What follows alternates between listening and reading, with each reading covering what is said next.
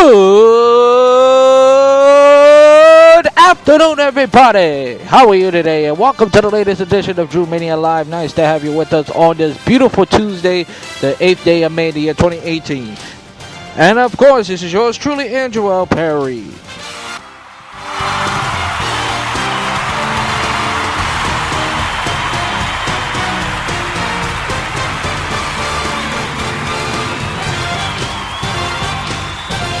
And as always, comedy alive and at you, which is the busy streets of Brooklyn, New York. And today I'm inside the campus of Long Island University, located in DeKalb Avenue and in downtown Brooklyn. As I chat to you, what is happening in the world of sports? We have a lot to discuss today. We have the Red Sox and the rivalry renew at the old stadium as the Red Sox face the Yankees for a 3-game series, and the Mets continue their 3-game set against the Cincinnati Reds, and their bats finally woke up. We'll talk to them for a little bit. We recap the NBA playoffs. Listen, the Philadelphia 76ers won a game 4, but what does that mean? Absolutely, positively nothing. And the Cavs finish off the Raptors as they advance to the 6 Eastern Conference Finals in the last 6 years. There's nothing more else to say. But we'll kick off with the baseball, of course, with the New York Mets finally after getting their first win since the San Diego Padres, and Michael Conforto really got into a fast start. I guess they heard the rant of Mike Francesa ranting, going ballistic and stuff, and the Reds, let's face it, they stink. I told you this yesterday. They have the worst starting pitching in baseball. They not as sharp. There's nothing attractive about the Cincinnati Reds. The team stinks. They have one of the worst records behind the Baltimore Orioles in Major League Baseball. And the Mets, they were this close to blowing it, I have to admit, but Familia shut the door down on the Cincinnati Reds, and let's hope this winning streak continues.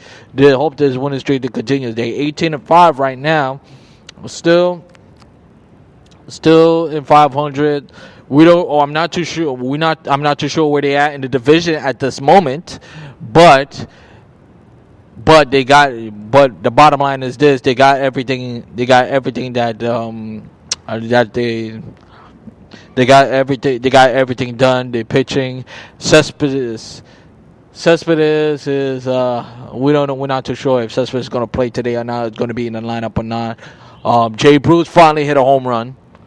He finally woke it up. I guess when he gets to Cincinnati, that's when he finally started to wake up. Of course, he played with this team for a long time. And the Mets has continued to have an over 500 record against the Cincinnati Reds in the last 7 years. They are 13-4 over. They're 13-4 since 2010. That the Mets has been sensational and in Cincinnati's Great America Ballpark. Listen, it's a bean town, Cincinnati. Home run, the ball's always flying. You never know. You never know who's going to hit. And they hit off Adrian Gonzalez had a solid game. And how come I don't see Adrian Gonzalez in the lineup more often? That's the thing I gotta ask Mickey Callaway. Why? How come I don't see Adrian Gonzalez in the lineup more often? Because Adrian Gonzalez could still, he has so much power. We saw what he did in San Diego when he was a Padre. We saw what he did as a Dodger, and now, before he joined the Dodgers, he was a Red Sox. Let's not forget he was a Red Sox. So he got some serious. He could do some serious damage. And he had a multiple game home run yesterday. And Marco Conforto is finally getting on the track, because he was in a slump. He wasn't hit, he couldn't even hit a barn side of a barn, and now he can. Now he getting back to. He getting back to. He getting positioning his banner right. Like stop dropping back the shoulder like he does. He still have a tremendous swing. He does still have a beautiful swing, but he got to continue. He got to continue.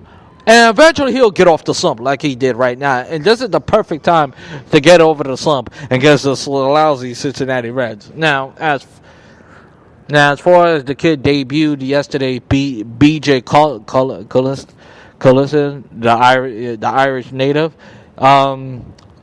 he even though Robert Gazelman got a decision. I gotta see more of the kid. I didn't see too much that make you go Google Gaga. I really don't. All I know he had a family. He's from AAA. His run percentage was over 5 or 6. I'm not too sure at the moment. But nonetheless, he didn't get the W. And Gelman looked okay, but not pretty good. Not pretty good. But it still doesn't change the fact that they still need a catcher. They still need a catcher. It really does. There's no question about it. Now, as far as the NBA playoff goes, but first let's start off as the Knicks. Yesterday, the Knicks officially introduced their 21 head coach since the year 2001, David Disdale. Now,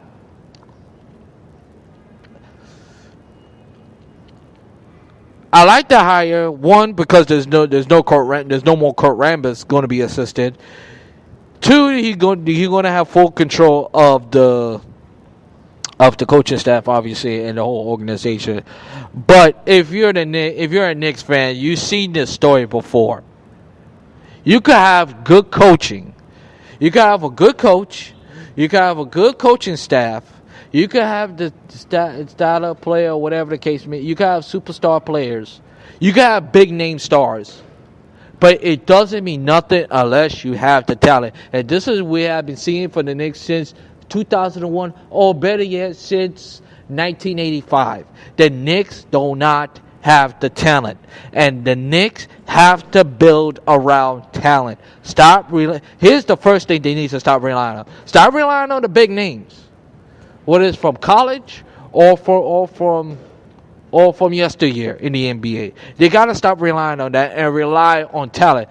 First of all, they got to get a guy who knows what they're doing. That's the biggest problem with the Knicks. They don't have a front office that don't know what they're doing. Okay, he was assisted under Greg Popovich. He learned from Phil Jackson and Greg Popovich. What does that mean? It really doesn't tell you much. He has credibility. He has credibility in the coaching staff. But again, it doesn't prove nothing to me. It doesn't prove to you and me that he can win some games. Because the bottom line is this: you got to win some games. And this has been the Knicks' problem for the last 10 years, for the last 20 years. They haven't gotten into the playoffs. They haven't got over the hump. We thought we got over the hump with Melo, but that never happened. Melo we had two playoff appearances, and that was it. Afterwards, nothing else happened. Nothing. So, let's hope he would change the misery, which is the New York Knickerbockers, for the last decade or so. Or better yet, since 1973.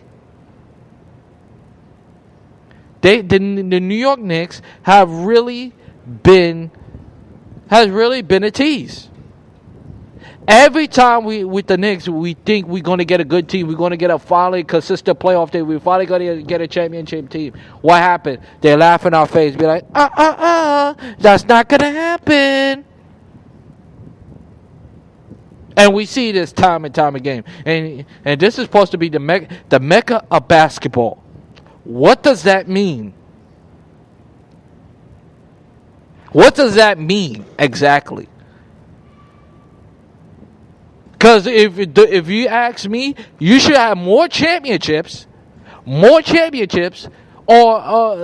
more or equal like the Boston Celtics or the Los Angeles Lakers.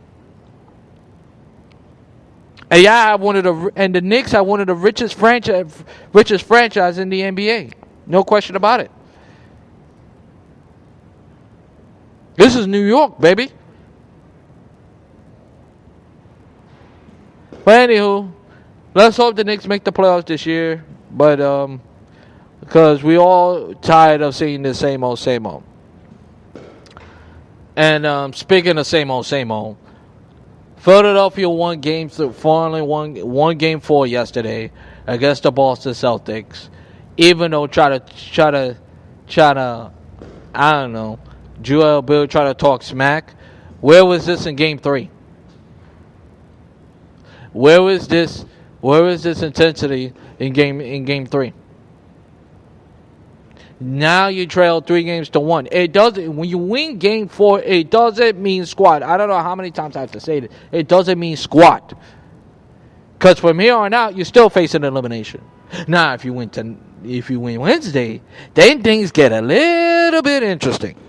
A little bit.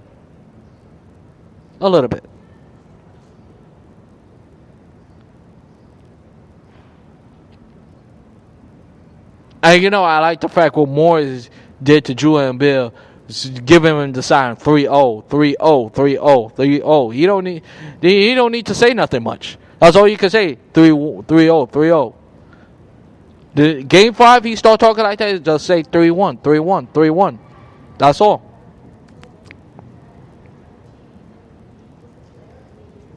Now, if you're the Cap, let's go to the Caps. I have to give the Caps credit. You went the distance with the Indiana Pacers. Tired, physically, mentally tired.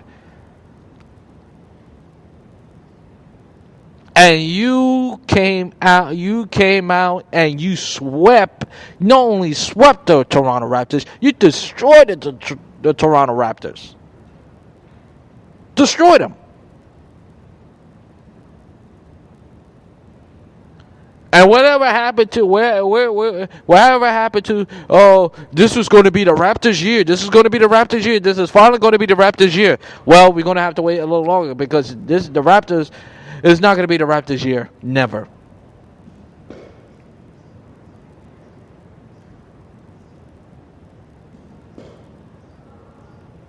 And